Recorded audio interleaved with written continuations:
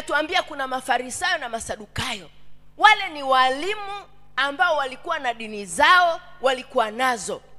Biblia inasema wana chachu ya Mafarisayo, msifuate chachu ya Mafarisayo. Chachu ya Mafarisayo ni mafundisho ya uongo.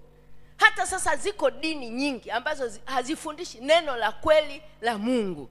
Bwana Yesu asifiwe. Ukisoma kwenye Ufunuo 22 mstari wa 18 na 19, anasema ukiongeza neno lolote kwenye Biblia au ukilipunguza, utapunguziwa na wewe kwenye maisha yako. Bwana Yesu asifiwe. Kwa Mungu ana makusudi tushike neno lake.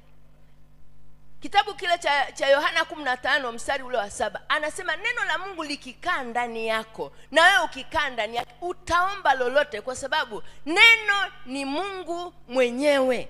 Kwa hiyo tunapolishika neno la kweli, tunasimama na tunashinda, na zaidi ya kushinda, mwisho tunaenda mbinguni. Haleluya. Mungu akubariki. Shika sana neno la Mungu ukiwa na uthibitisho kwamba huyu Yesu sio wa kawaida.